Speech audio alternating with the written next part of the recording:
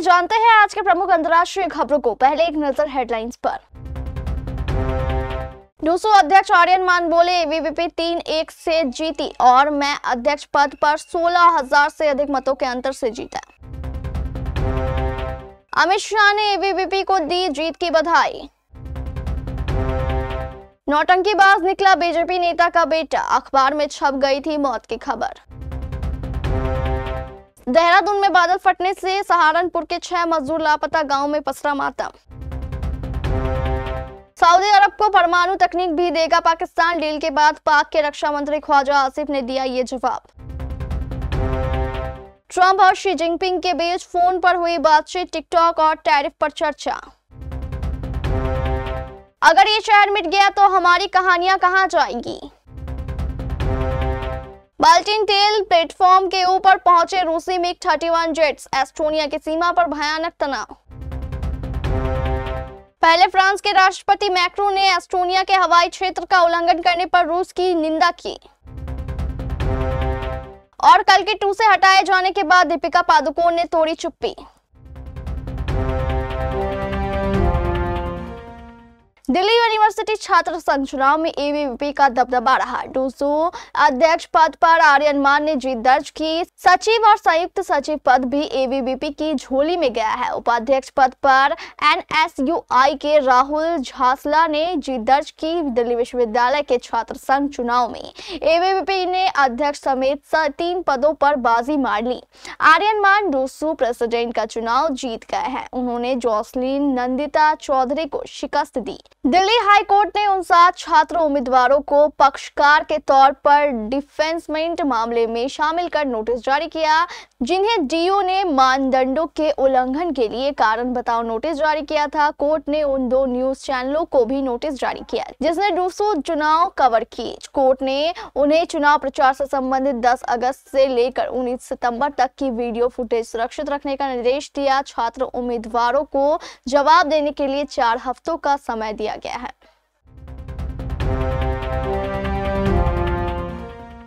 केंद्रीय गृह मंत्री अमित शाह ने एक्स पर लिखा, दिल्ली विश्वविद्यालय छात्र संघ चुनाव में एबीवीपी की प्रचंड जीत पर परिषद के कार्यकर्ताओं को बधाई। यह जीत युवाओं की राष्ट्र प्रथम की विचारधारा में अटूट विश्वास का प्रतिबिंब है। इस वजह से परिषद की छात्र शक्ति को राष्ट्र शक्ति में परिवर्तित करने की यात्रा को और अधिक गति मिलेगी। एनएसयूआई के अध्यक्ष वरुण चौधरी ने कहा कि एनएसयूआई ने इस चुनाव में अच्छी लड़ाई लड़ी, सिर्फ एबीवीपी के खिलाफ ही नहीं बल्कि डीयू प्रशासन, दिल्ली सरकार, केंद्र सरकार, आरएसएस, बीजेपी और दिल्ली पुलिस की संयुक्त ताकत के खिलाफ भी लड़ी। फिर भी हजारों डीयू छात्रों ने हमारे साथ मजबूती से खड़े होकर हमारा साथ दिया और हमारे उम्मीदवारों ने शानदार संघर्ष किया। उन्होंने कहा कि नवनिर्वाचित डूसू उपाध्यक्ष एनएसयूआई पैनल से राहुल झांसला को और उन सभी पदाधिकारियों को हार्दिक शुभकामनाएं जिन्होंने जीत दर्ज की। उन्होंने ईवीएम में हेरफेर कर और डीयू चुनाव टीम के प्रोफेसरों का इस्तेमाल करके चुनाव चुराने की भी कोशिश की। जीत हो या हार, एनएसयूआई हमेशा हम छात्रों, उनकी समस्याओं और डीयू को बचाने के लिए लड़ाई लड़ती रहेगी। हम और मजबूत होकर आगे बढ़ेंगे।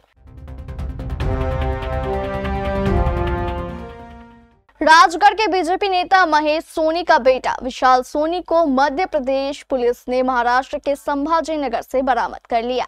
पुलिस के अनुसार पकड़े जाने से पहले उसने दोबारा नौटंकी की। उसने पुलिस को बरगलाने के लिए फरदापुर थाने में अपहरण की झूठी रिपोर्ट दर्ज कराई। बाद में विशाल ने कबूल किया कि 1.40 करोड़ रुपए के लोन से बचने के लिए अपनी मौत का नाटक रचा था। 5 सितंबर को उसकी कार काली सिंध नदी में मिली थी। इसके बाद से पुलिस प्रशासन और एसडीआरएफ की टीम 10 दिनों तक नदी में उसकी तलाश कर रही थी। 5 सितंबर को पुलिस को सूचना मिली कि काली सिंध नदी में एक कार डूब गई है। यह कार बीजेपी नेता महेश सोनी के बेटे विशाल की थी। पुलिस प्रशासन ने त्वरित कार्रवाई करते हुए बचाव अभियान चलाया। गोताखोरों ने कार को निकाला लेकिन वह खाली थी।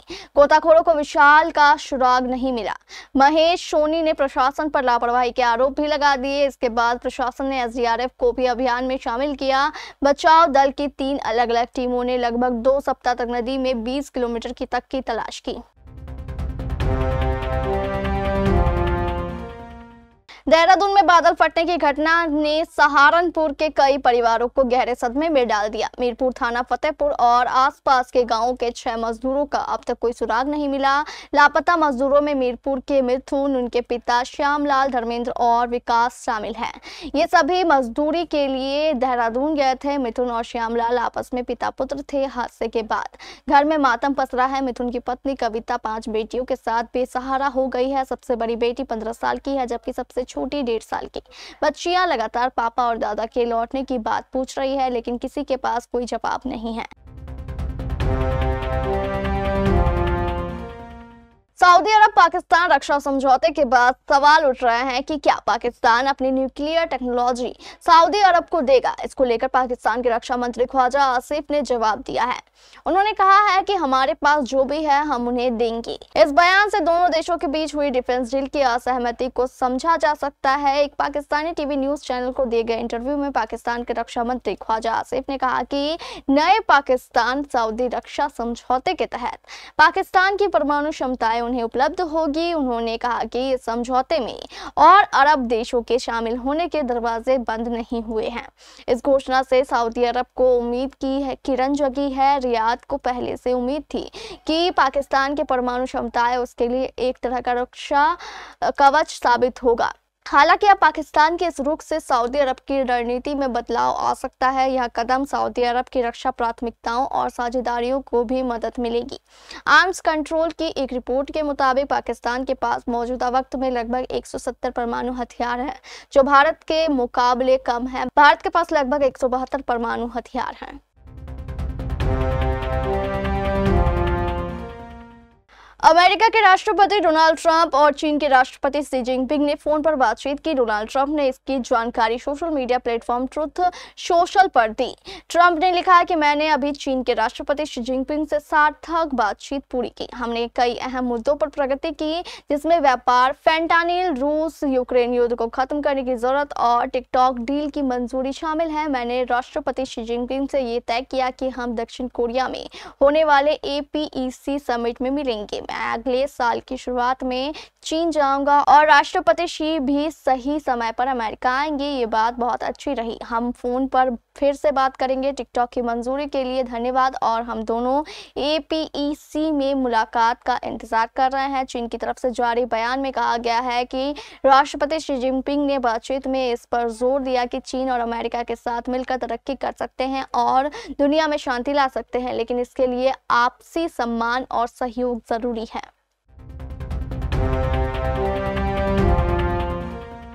गाजा शहर अविश्वसनीय रूप से पुराना है। दुनिया के सबसे पुराने शहरों में 5000 साल पुराना। इसे 3000 ईसा पूर्व से 2500 ईसा पूर्व के बीच कासी युग में बसाया गया था। अब ये शहर उजड़ रहा है। इजराइल इसके हर भवन को ध्वस्त करने वाला है। उसकी फौजें शहर में कई दिनों पहले घुस गई। शहर के लाखों लोग पलायन कर रहे हैं। किसी जमाने में इस शहर को कनान के रास्ते का रक्षक कहा जाता था। ये मिस्र साम्राज्य और एशिया के बीच बड़ा व्यापारिक केंद्र था, लेकिन अब इसका नामो निशान ही मिट जाएगा। इसे मिटाना इतिहास के साथ अपराध ही है। इस शहर की बहुत सी कहानियां अब बस कहानियां ही बन जाएंगी।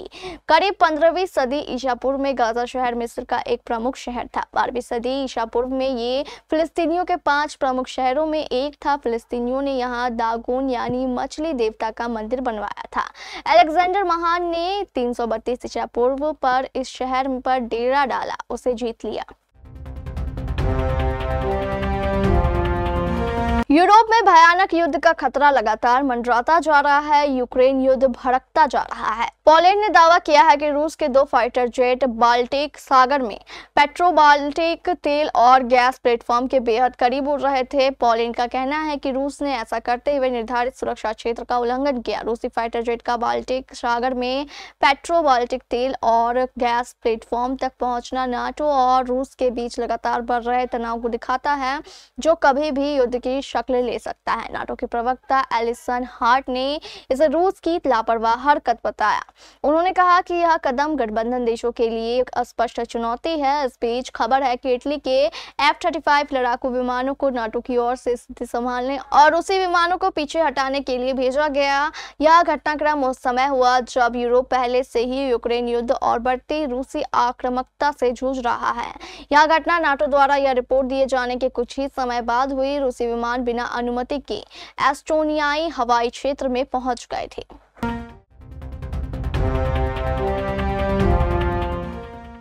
फ्रांस के राष्ट्रपति एमेनुएल मैक्रों ने एस्टोनिया के हवाई क्षेत्र में रूसी विमानों को घुसपैठ की निंदा की है। उन्होंने इसे उकसाने वाला कदम बताया।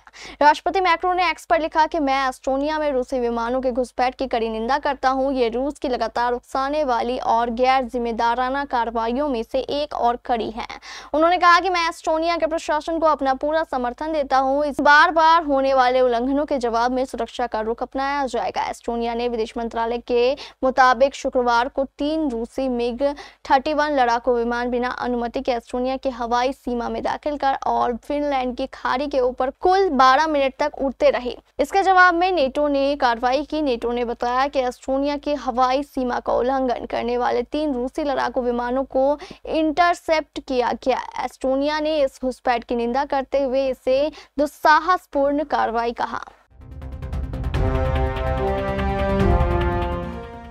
दीपिका पादुकोण प्रभास के साथ कल की 2898 AD के सीक्वल से बाहर होने को लेकर सुर्खियों में है। फिल्म के मेकर्स ने इसकी एक नोट शेयर कर अनाउंसमेंट की थी कि दीपिका कल्कि के अपकमिंग सीक्वल का हिस्सा नहीं होगी और ये फैसला काफी सोच विचार के बाद लिया गया है। नोट में ये भी लिखा गया था कि कल्कि 2898 AD जैसी फिल्में ज्यादा कमिटमेंट की हकदार है। इससे पहले दीपिका को संदीप रेड्डी वांगा की स्प्रिट से भी बाहर कर दिया गया था। इसे लेकर काफी चर्चा हुई क्योंकि कई लोगों को लगा कि यह दीपिका की डिमांड्स के चलते हुआ। कुछ ने अनुमान लगाया कि उन्होंने ज्यादा पैसे मांगे और काम के घंटे कम करने की मांग की। इस बीच कुछ ने कहा कि दीपिका की भूमिका महज एक कैमियो तक सीमित कर दी गई थी। वहीं दीपिका ने कल्कि 2 से बाहर होने के बाद चुप्पी तोड़ी, साथ ही बड़ी अनाउंसमेंट भी कर दी। वे शाहरुख खान के साथ किंग कर रही है।